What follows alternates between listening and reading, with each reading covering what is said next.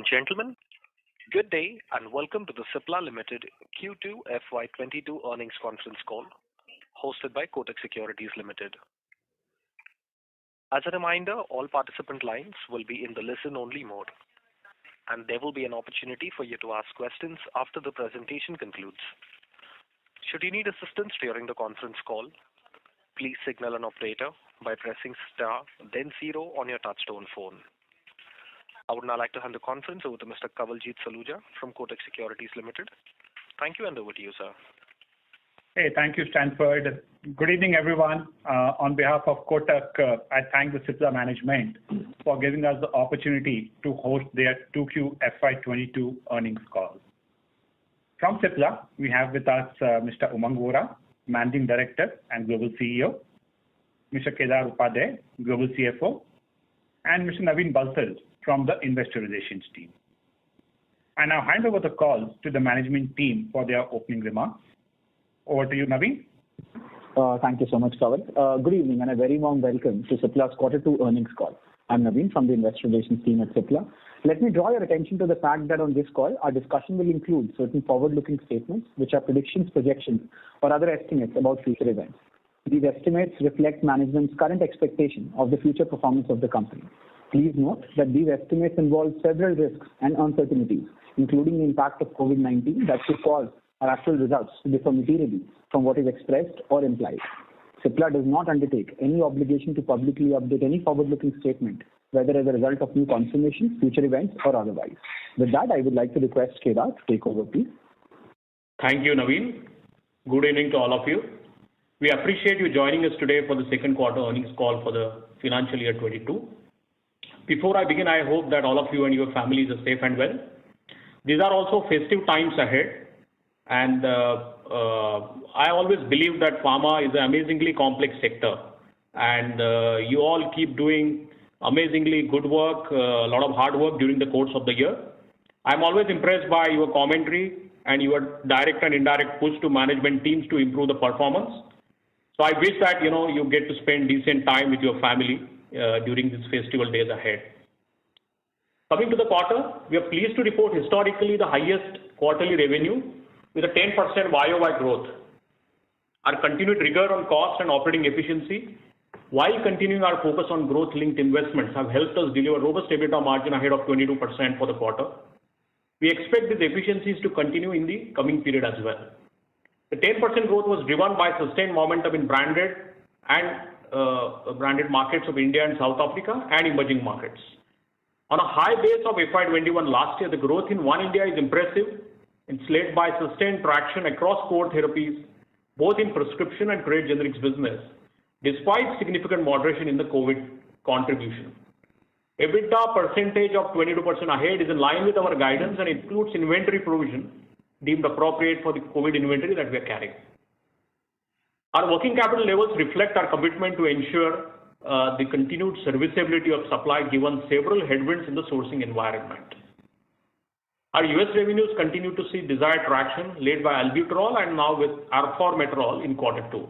We have also witnessed steady momentum in the select products, which positions the portfolio to better respond to price erosion seen in the rest of the portfolio. And our free cash generation and operating efficiencies continue to drive our strong net cash position. Coming to the financial performance, we want to highlight certain specifics. At a company level, the contribution of COVID was little more than 5% for this quarter. Adjusted for the same, revenue growth for the company is at a strong trajectory of more than 10% on a like-to-like base of last year. As alluded in Q1 call, while our emerging market business has recovered during the quarter, select products in our European operations have seen some bit of competition. Similarly, tender flows in Saga was also partly impacted by some delays in the order confirmation from clients. For the quarter, overall income from operations stands at 5,520 crores. A gross margin after material cost stood at 61.3 for the quarter. While the gross margin was in line on a year-on-year basis, the sequential decline of 100 basis points is attributable to change in mix on account of normalization in the COVID portfolio and normalization of the API profit share with some inventory provisions that I referred to earlier. Total expense, which include employees' costs and other expenses, stood at 2,157 crores, increased by 3% on a sequential basis. Employee costs for the quarter at 878 crores. It declined by 1% on a sequential basis. The other expenses, which include R&D, regulatory, quality, manufacturing, and sales promotion, stood at 1,279. They increased by 6%, largely driven by sales-linked variable expenses that we incur for various geographies. Total R&D investment for the quarter is about 274 crores or 5% of revenue. All priority projects continue to be on track, and we expect R&D spends to respond to the clinical trial program going forward. Reported EBITDA was 1,226 crores or 22.2% of sales. The effective tax rate is 28.5%, and we reported profit after tax of 711 crores or 12.9% of sales. As of 30th September, our long-term debt stands at 720 million rands. These are for operating requirements at South Africa. During the quarter, we have prepaid the outstanding $137.5 million InvaGen acquisition debt. With that, we have completely repaid all the loan for the US acquisition. We have working capital loans of $74 million, Rand 337 million, and Australian dollar 5 million, which act as natural hedges towards our receivables. Driven by our relentless focus on cash generation and rigor on cost discipline during the quarter, we continue to be a net cash positive company. Outstanding derivatives as a hedge for receivables as of 30th September are USD 155 million, South African Rand 666 million, Australian dollar 17 million, GBP 7 million, and Euro 6 million. Further outstanding derivatives as a hedges for payables as of 30th September are USD 11 million and Euro 1 million. We have also hedged a certain portion of our forecasted export revenues. The outstanding cash flow hedges as on 30th September are USD 280 million, Rand 460 million, and Australian dollar 9 million. As you're aware, we had announced a scheme of demerger for our consumer health business and the India-based assets of the US business.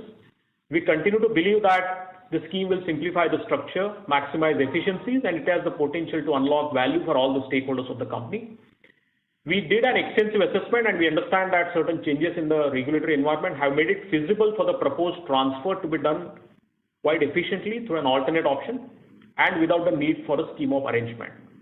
Accordingly, in the meeting today, the board has approved not to proceed ahead with the scheme and to examine transfer of these businesses by way of a more efficient option. To close, we saw robust momentum across portfolio and geographies for first half. Growth levers in the subsequent quarters will include continued momentum across all regions, robust traction in our respiratory franchise in the US, and continued launches. And thirdly, pivoting businesses to sustain strong execution and driving expansion in the operating profitability. I would now like to invite Umang to present the business and operating performance. Thank you.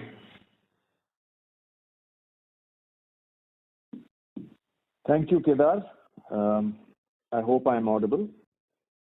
I would like to wish all of you and your families good health, and I hope that everyone is safe and well. We continue to support the government efforts on ensuring availability of our COVID and other life-saving products.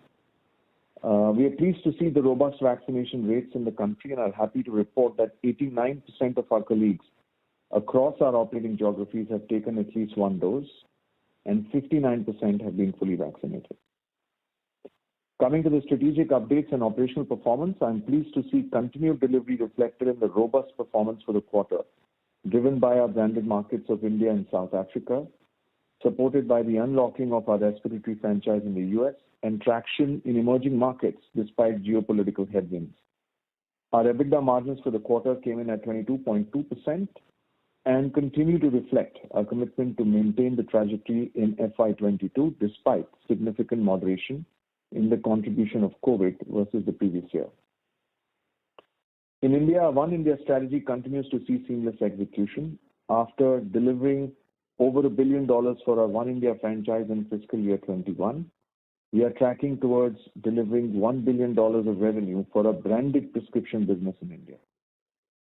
On a high FY21 base, which included COVID products, the One India business grew 16% year-on-year, driven by robust traction in core therapies despite expected normalization in the contribution from COVID product levels that we witnessed in the earlier waves.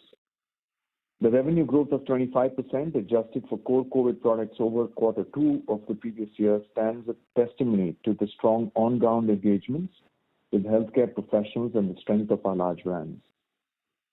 We believe and are hopeful that this traction is likely to continue for the rest of the year as COVID-19 cases respond to the vaccination drive across the country. The branded prescription business continued a strong performance during the quarter, driven by sustained volume growth across almost all our therapies. Our acute and respiratory nebulization businesses are also tracking well. As per IQVIA MAT September 21, we continue to maintain ranks and market shares in our key therapy areas across respiratory, urology, anti-infective, and cardiac.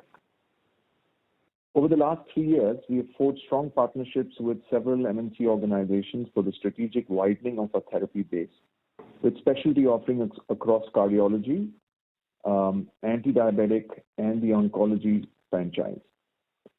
With an ambition to increase access to innovative medicines and enhance our chronic portfolio, we have also recently announced a partnership with Eli Lilly for the diabetes franchise. This is, of course, subject to regulatory approvals. The trade generics business and consumer businesses have continued to deliver strong growth across flagship brands in respective businesses for their quarter. Coming to our North America business, the U.S. generics core formulation sales for the quarter were a multi-quarter high of $142 million, in line with our expectations for the sequential run rate. Select products like diclofenac, sertraline, escitalopram, and esomeprazole have witnessed steady momentum, which along with albuterol has helped in inching up the run rate and offsetting the price erosion in the rest of the portfolio. As per IQVIA week ending 8th October 21, we have clocked an 18% share in albuterol, and arformoterol, which we launched in the current quarter, has gathered about 39% share in the generic market. Difluprednate ophthalmic emulsion, which was also launched during the quarter, is also tracking well in terms of the desired contracted share. We continue to maintain strong focus on the adequate supply of products and prepare for upcoming complex launches in the subsequent quarters. On Advair, we have responded to the CRL to the US FDA, and we will continue to share the updates on progress on the file as we hear more. We have been in continuous communication with the FDA for the Goa plant. We are awaiting the inspection scheduled from the agency. Coming to SAGA, which includes South Africa, Sub-Saharan Africa, and GGA, the overall SAGA region reported robust growth of 8% on a year-on-year basis in US dollar terms. Our South Africa private business reported 20% growth over last year for the quarter in local currency terms. In secondary terms, we continue to maintain market-leading growth of 8.7% versus the 5.4% private market growth as per IQVIA MAT August 21. The Sub-Saharan and CGA tender business, as we mentioned earlier, witnessed some delays in order confirmation from the client. Our international markets reported 14% revenue growth year-on-year in US dollar terms. Our emerging markets business rebounded after resuming Middle Eastern supply, which demonstrated strong performance in our direct-to-market businesses and from the contribution from COVID therapy products. We have witnessed incremental competition in Europe for a select category, leading to lower than anticipated performance. We expect to offset some of these headwinds with traction and new launches in the subsequent quarters. During the quarter, we launched bevacizumab biosimilar under partnership in Spain to strengthen our oncology portfolio. Turning now to our outlook, we continue to strengthen our revenue streams with a differentiated portfolio, our product development capabilities, and de-risking the supply chain across our markets. We are witnessing emerging demand patterns across our big businesses amid gradually recovering COVID environment. We're geared up to capitalize on the opportunities across the healthcare ecosystem to drive a robust portfolio momentum and strategic capital allocation. Our near-term priorities include the continued execution on the demand levers in the chronic and acute therapies, improvement in manpower productivity across the branded and generic markets of India and South Africa, active advancement on innovative consumer-centric products to accelerate the augmentation of our global consumer wellness franchise across both India and South Africa, continue to lead and grow respiratory categories like albuterol and achieve a fair share in several other products that we are likely to launch, monitor our key filings and accelerate our global lung leadership aspirations, maximize the value opportunity in the U.S. complex generics with continued launch momentum and manufacturing facilities in a state of compliance and control, and continue the high vigil on cost and cash management, operating margins, and the return on capital employed. With this, I would like to thank you for your attention, wish you a very happy festival season, and for those of us in India, a very happy Diwali, and will request the moderator to open the session for Q&A. Thank you, sir. Ladies and gentlemen, we will now begin the question and answer session. Anyone who wishes to ask a question may please press star, then 1 on their touchtone telephone. If you wish to remove yourself from the question queue, you may press star, then 2. Participants are requested to use handsets while asking a question. Anyone who wishes to ask questions, please press star, then 1.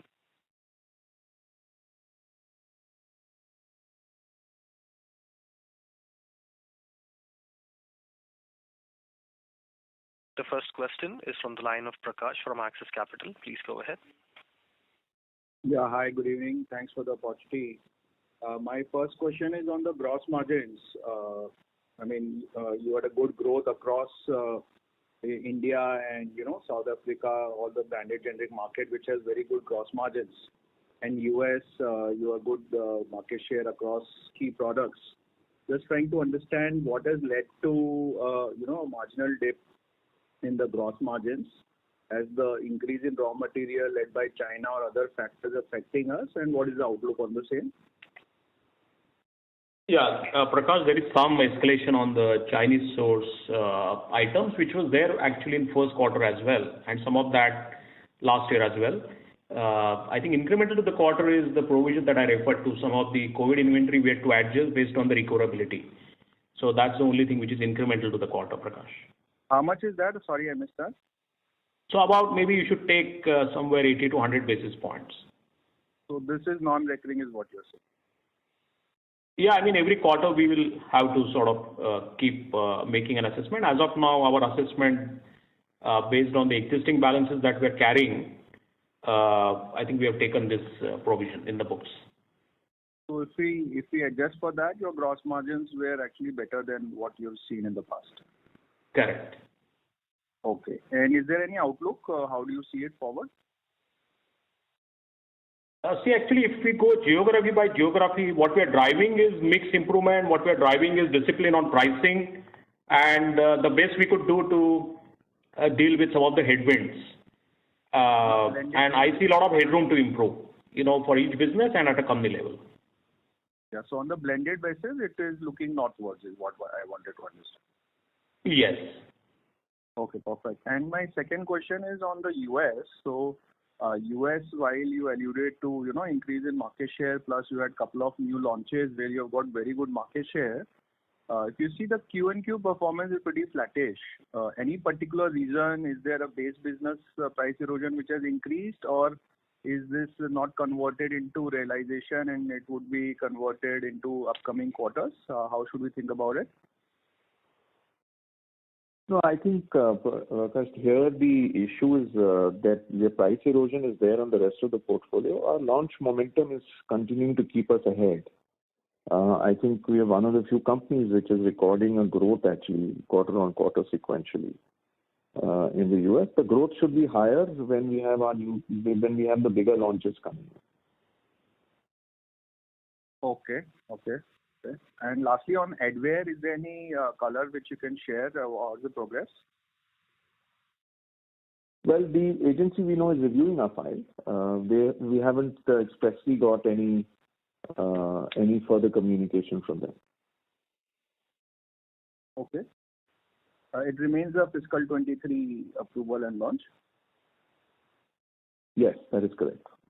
Okay. Thank you. I'll join that with you. Thank you. The next question is from the line of Tushar Manudhane from Motilal Oswal Financial Services. Please go ahead. Thanks for the opportunity. Just on the biosimilar fronts, we have good number of products now which are like kind of out licensed. But if you could throw some light in terms of the overall investment which you would like to do in this segment in terms of manufacturing or product development. I'm sorry, could you repeat your question, please? So we have a decent number of products in terms of out-licensed in the biosimilar space. But would like to understand, if there are any thoughts on the investment in this segment in terms of manufacturing and or product development. See, we have recently announced a JV for the regulated markets in the world and overall biosimilar development. So that over a period of time, I think the costs will come in for that, and the objective is to take a few products to the market. The rest of the partnerships we have are more commercial partnerships on biosimilars, so they are already in our numbers. Got it. So in terms of the number or the amount of investment which we envisage over next 2 years? I don't think 2 years will be significant at all, because some of the products we are after are going to be launching after 4 years or 5 years. So I don't think the next 2 years will see that amount of investment, but it will gradually build up. Got it, sir. And just secondly, anything further on Goa side? I'm sorry, I could not hear that very well. Anything further on Goa side from the USFDA inspection perspective? Yeah. Umang, the question is, do we have an update on the Goa site?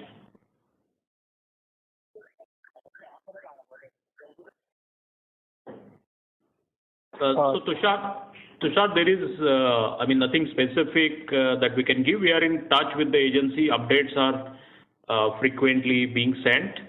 We believe we are in a good shape for the agency to inspect the plant, and we are working with them for a reinspection. Okay, sir. Thank you. That helps. Thank you. The next question is from the line of Forum Parekh from Choice Institutional Broking. Please go ahead. Sir, I just wanted to know, X of Albuterol, what would be the price erosion in our base portfolio in North America region? It is not, Forum, it is not crossed the historical percentage. It's still, if I recollect, it used to be mid to high single digits. At an overall portfolio level, I think it is still at that level. But product by product, the trends could vary. And I think the price erosion, in my view and my experience, is always a product by product metric which plays out. While we may mathematically add up at an overall business level, that's not how it plays out in reality, as you can guess. So I don't have any evidence to say that it is either significantly reduced or significantly gone up compared to the historical erosion percentage. Okay, so then we can assume that the new launches in Albuterol would continue to mitigate the price erosion going forward? Yes, that's true. Mitigate and grow the base. Correct. Okay, and my second question is, so you had guided last call that EBITDA margin for FY22 would be above 22%.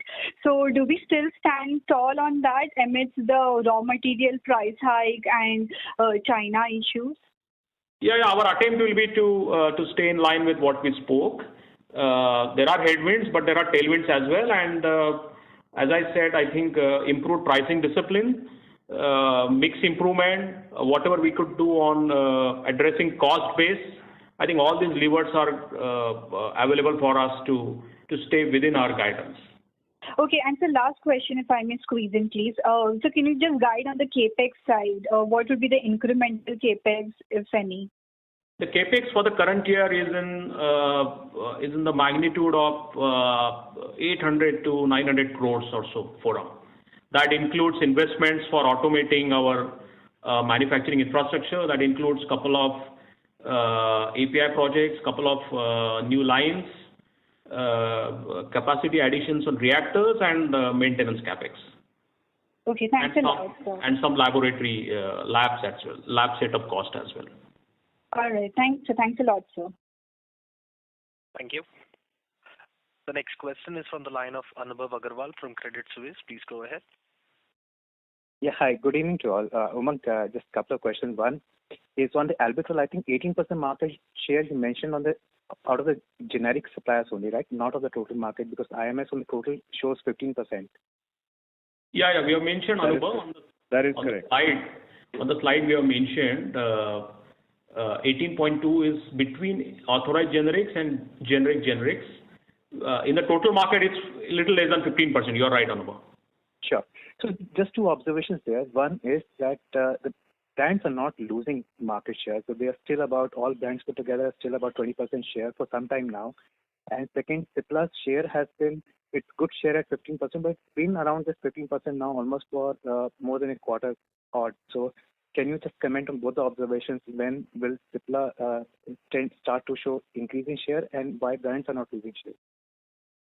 So, Anubhav, I think this is a category where, frankly, all the shares that have been gathered by the two recent entrants are all from the brands only. I don't think that over the last 1.5 years, the share that people have increased, I think brands have also lost share. There is one brand which does not have a generic alternative as yet. And I think that brand, may have also a strategy for holding on to their share in the marketplace. So, but I think the brands will gradually begin to lose share. I think the initial uptick in the shares has happened. And I think that from a Cipla perspective, we have guided earlier also that we will see a gradual ramp up from here on shares. And, Proventil used to be a 8% category. It's now a 15-16% category of the total market. And we kind of see that this will continue to inch up, but gradually. Sure. That's helpful.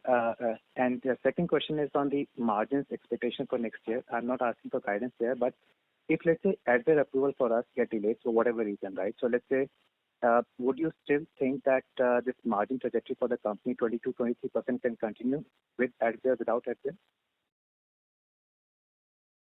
Yes, I'd like to believe it. I mean, I think the big one there would not be so much whether the core business margin would continue, because the core business stands today without Advair or anything else. But it's also a combination of how our R&D spends begin to ramp up with respect to the new respiratory products that will go into clinical trials. So I think there could be there could be 1% of R&D increased and some operating efficiencies balancing that out. But by and large, we are committed to this trajectory. Sure.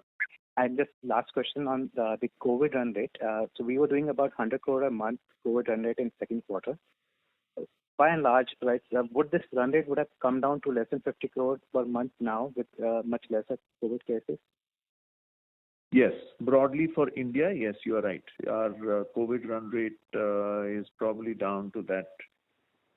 I mean, it fluctuates month on month, so there's no real, I can't say it's 50 per month or 60 per month, because it's now become more localized as outbreaks happen. But yes, we are significantly lower versus last quarter, as well as actually versus the previous year quarter on COVID. Yeah, sure. I mean, just some numbers, Anubhav, to model. I think especially India revenues have seen a 60% dip between quarter 1 to quarter 2. So if India was 150 per month, now quarter 2 is only 60 per month. And we have to see how that stays in the balance of the quarter. So that's the India COVID revenues for you. And some COVID will always stay. It's not going to disappear. Some part of the revenue base will stay. Thank you, guys. Very helpful. Thank you. The next question is from the line of Kunal Dhamesha from Emkay Global. Please go ahead. Thank you for the opportunity. So the first one is on the other expenses on a sequential basis. If I exclude the R&D, the other expenses has gone up by around 67 crores. But do you think that the 1,000 crore run rate which we have, in this quarter, that is the run rate which will continue, or do you see some more costs coming back as more things normalize? Because I think July was also slightly impacted by COVID. So any color would be helpful on that part. No, I think on the cost with respect to the detailing work which is happening in India, some of the field activities in international markets, and all other activities in the plants and depots, etc. I think current quarter builds most of that. this quarter sequentially has gone up, which I referred to in my section, is all because of the variable sales linked expenses. So we do have some sales commissions and fees like commercial fees. The increase is all on account of this variable sales linked expenses, and that part will be trending appropriately with the sales level.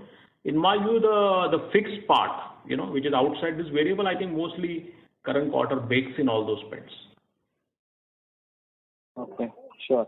And since that part might not move a lot, and our gross margins could improve by 100 basis, which is because of non-recurring inventory. So isn't there a chance for a higher margin for the second half? I mean, the overall margin will always be subject to several variables. We have committed to what we've spoken in the past on the margin trajectory. I mean, it becomes difficult to sort of give quarter by quarter guidance or estimate on the gross margins because it's subject to several variables in revenue, top line, costs, our activities. So we wouldn't want to get that. We would stay with what we have communicated.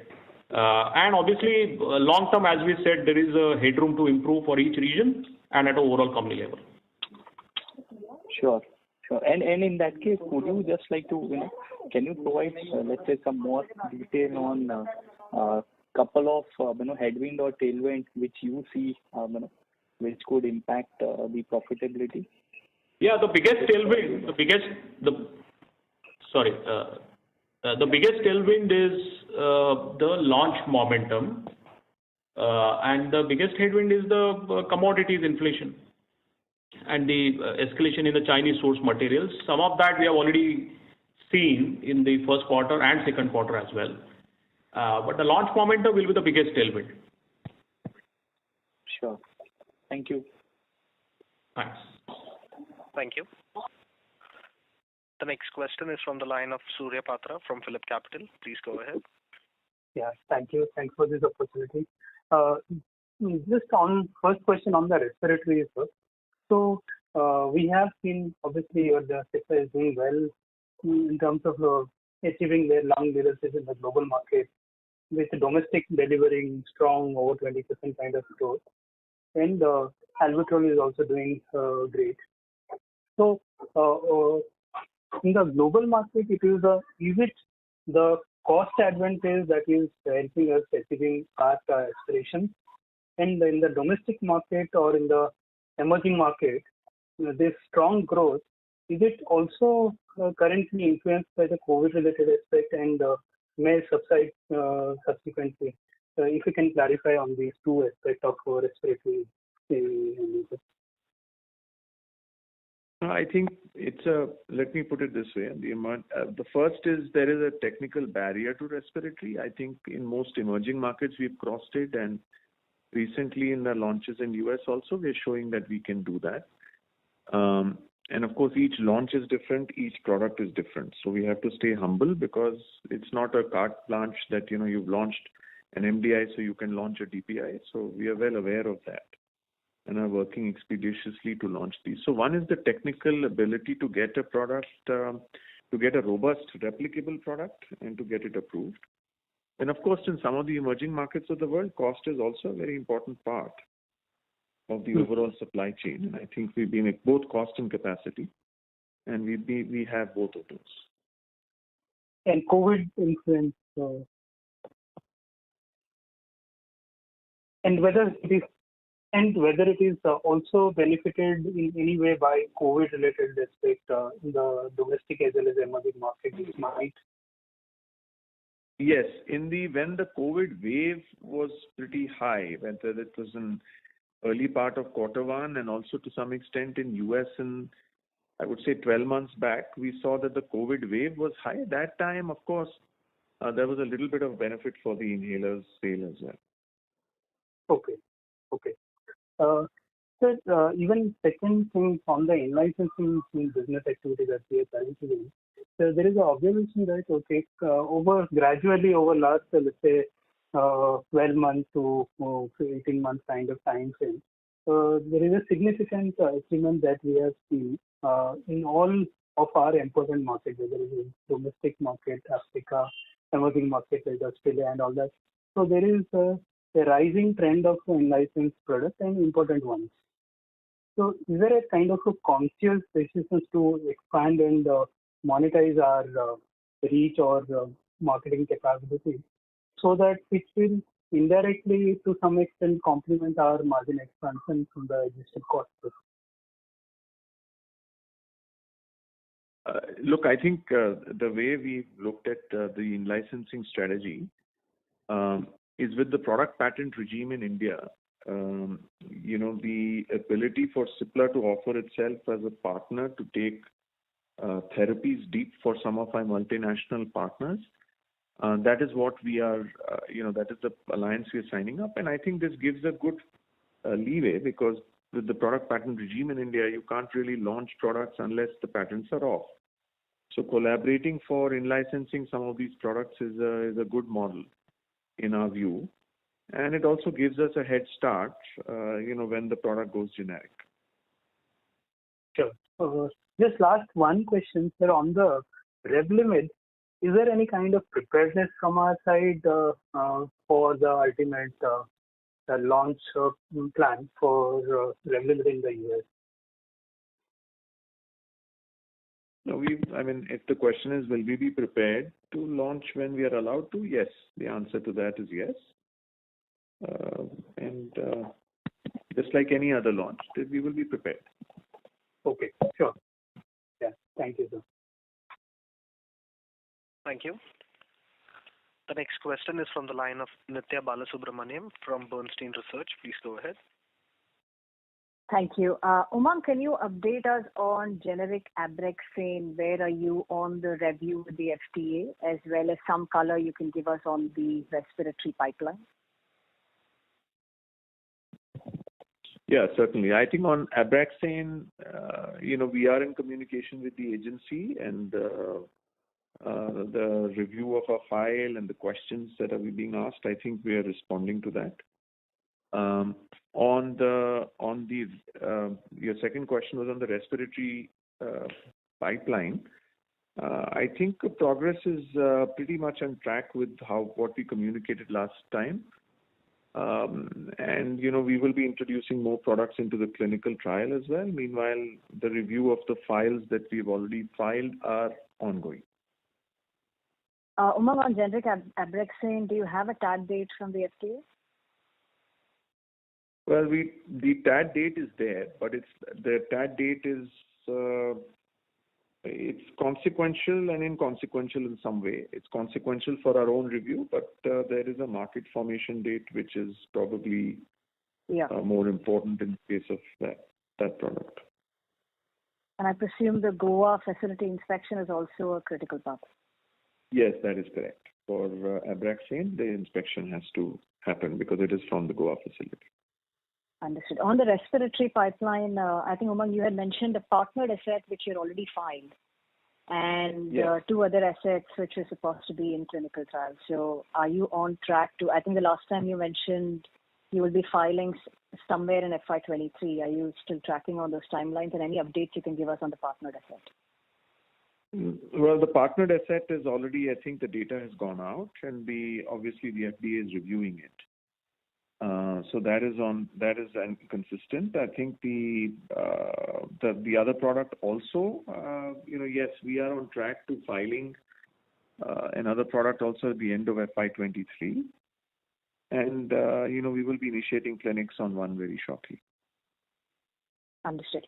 My second question was on if you could help us understand the rationale behind CHL demerger, because your One India strategy was supposed to enable you to leverage synergies across your branded trade generics and consumer products, and this seems to be not in line with that strategy. If you can help us understand your thought process there.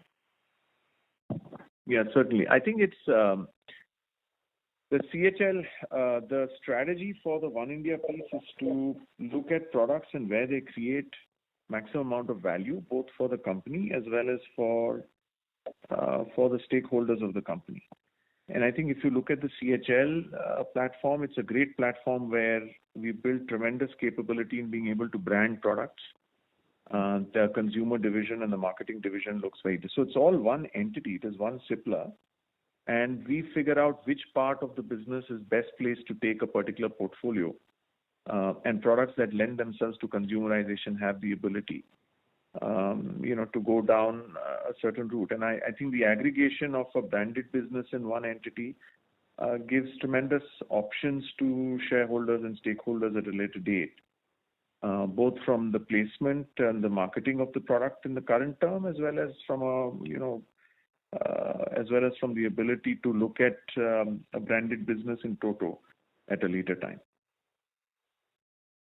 That we get. My question is, if that is the case, then why the demerger and how does it help you? Well, the demerger helps because you're putting all your branded and consumerized assets into one entity. That doesn't mean that because the entity is, or right now all these entities are subsidiaries of Cipla. So the One India strategy happens irrespective of which subsidiaries it may lie in. For example, some of our brands that we sell in the prescription business may be lying with another subsidiary of the company, but that doesn't mean that they don't belong to the One India business. So it's just a placement of assets here, and I think at a future date there will be options available on how we could structure a branded business to continue to further the progress of some of these brands. Got it. Thank you so much, and all the best. Thank you. Thank you. The next question is from the line of Nitin Agarwal from DAM Capital. Please go ahead. Hi, thanks for taking my question. Two questions. One is on albuterol. In recent times, have you seen price-based activity increasing? I mean, pricing-based competition, that being a bigger strategy for newer companies coming through and leading to heightened pricing erosion in the overall space versus what you've seen in the initial days? Well, there have been more entrants, certainly. I mean, from the time we came in, there's also been another competitor. I think we've seen normal price erosion on albuterol, not something which is destabilizing the market, if that's your question.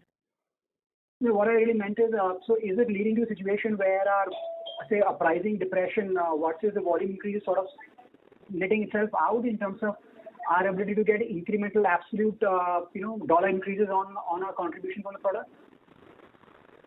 Yeah, actually, where we are very happy with how the overall value monetization for us has happened in this space.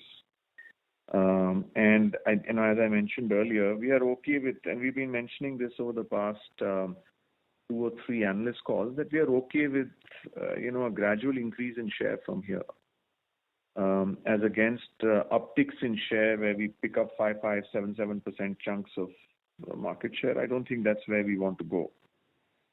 So we are okay with a gradual ramp up from here.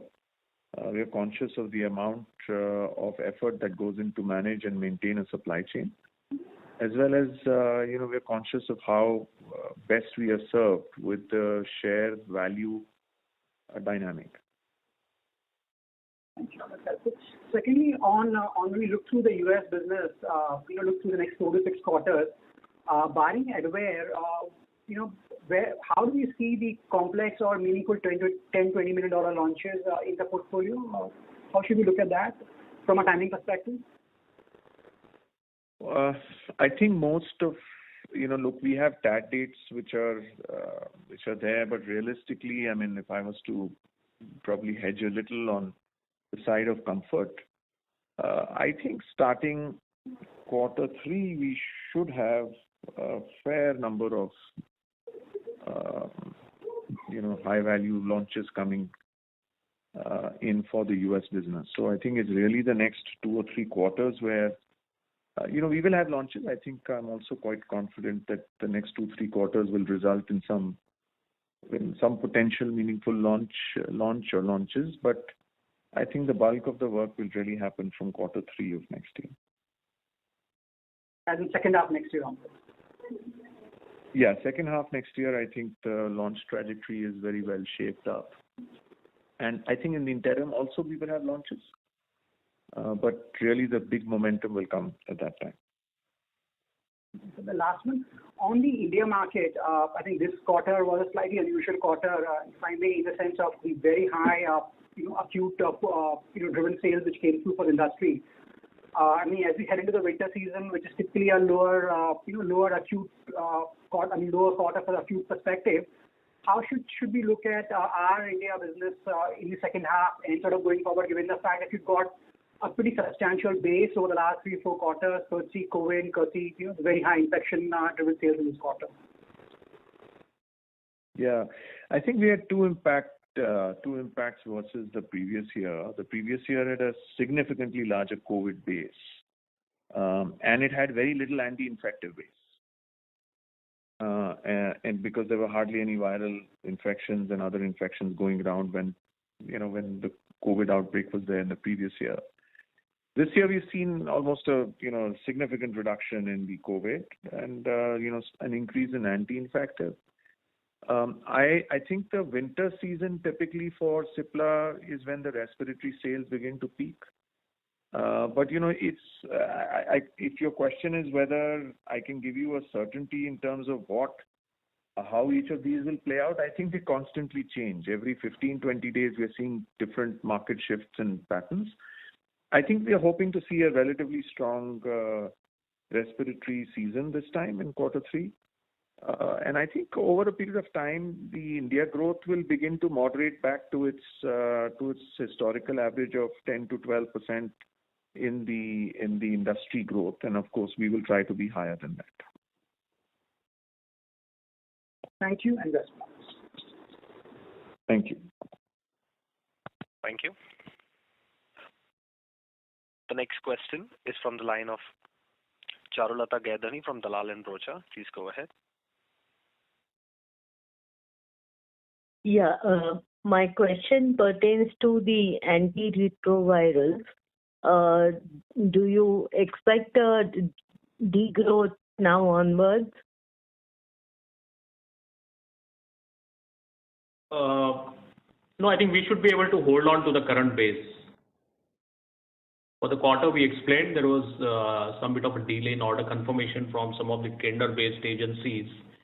But we don't expect significant decrease from here. We should be able to hold on to the current base. Okay, that is for Saga. Yeah, I was referring to CGA, which includes ARVs largely. Okay. And what about ARVs in India?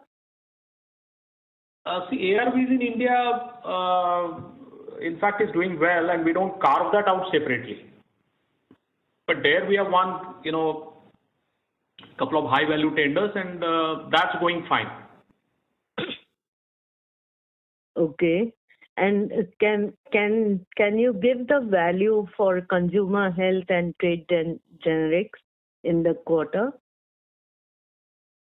We can. We'll take it offline, Charulata. We don't necessarily mark that separately, but we could give you indicative numbers. From the investor deck, you have seen the kind of brands which are there in the consumer health business. So we have spoken about Omnigel growth. We have spoken about Cipcal. So Omnigel has grown by 41% in the first half. Cipcal grew at 16%. Copsils grew at 58%. Nicotex, which is the flagship brand, grew at 13%. And there are a lot of emerging consumer brands in India now. So we have Prolite ORS. That in fact grew at 110%. So I'm giving you first half YOY growth, Charulata. Closip grew at 59, Cipladine grew at 52, Maxirich grew at 44. And then there are brands in South Africa also. And all of this is seeing very healthy traction. Yeah. Okay, fine. Yeah. Thank you. Thanks. Thank you. The next question is from the line of Sameer Baisiwala from Morgan Stanley. Please go ahead. Hi, thank you and good evening, everyone. Just taking the previous Nitin's question. So when you, Umang, when you're referring to a strong second half next fiscal, you have in mind Revlimid, Abraxane, and Advair in mind. Yes, I mean, those would be our pipeline products, Sameer. Yes, I have that in mind. And these are sort of, looking at their progress or settlements, regulatory progress or settlements, etc. They are heading towards that second half next fiscal sort of time zone. That is correct, yes. Okay, great. And just on biosimilars, your JV with Kemwell, if you can just share, what would be Kemwell's role? Is it only product development, or would they also be doing commercial scale manufacturing? And second is it limited to respiratory biosimilars? And if so, then what about, onco and immuno biosimilars?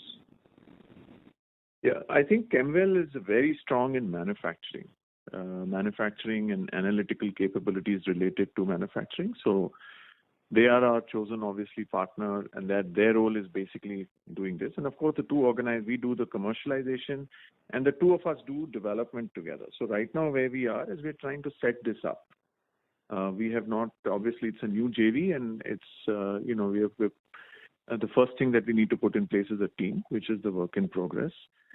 On the product selection, yes, I think there could be a combination of respiratory and oncology, but each product will have its own merit of being chosen, with the perspective of trying to be among the first to enter the market. Okay, so it's not only respiratory, because that's what I think of PR says. No, it's respiratory. It's going to be more structured around respiratory. But if we come across an exciting product on the oncology immuno space, we will pick it up. And it went through the JV only, yeah? That is correct. Okay, got it. And what's the current contribution from biosims in your overall sales? Across our markets, I don't have that number readily available. Maybe Kedar can send it later. We can come back. Okay. I mean, it would be less than 5% sort of a number, or? Yeah. That's true. Okay, great.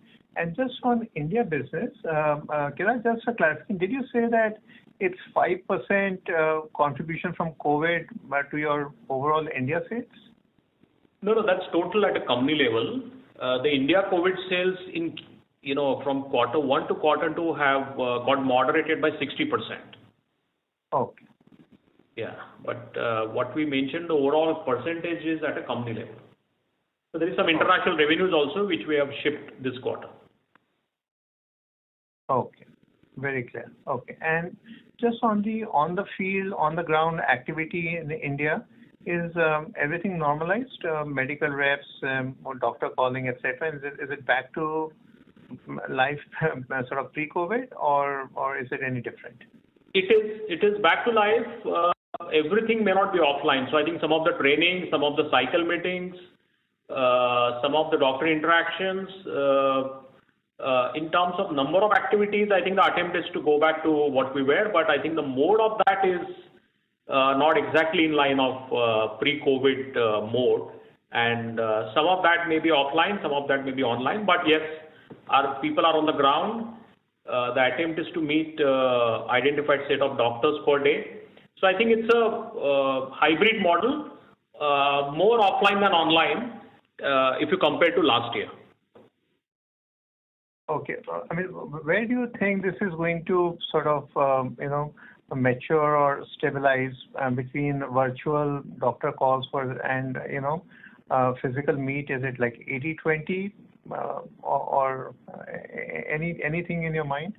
Somewhere there, Sameer, somewhere there. And our feedback suggests that both the pharma companies and the channel partners and the customers, doctors, are sort of adjusting to this hybrid modality. So whether it's 80-20, 90-10, I think the times only will tell. But in terms of the detailing activity, most of that is back, except, as I mentioned, the cycle meetings, etc., may not be 100% there. Conferences are not happening. International travel is very smaller compared to what it was, but everything else is largely started. Okay, great. Thanks. That's it from my side, and happy Diwali in advance. Thank you. Thanks. Thank you. The next question is from the line of Anubhav Agarwal from Credit Suisse. Please go ahead. Yeah, thanks for follow-up question. Among couple of questions. One is on Abraxane. The comments that you mentioned, so is it that we have to do any data on that, redo the data, or is it just some questions which you need to respond and you can still launch by September timing, which you have the assessment?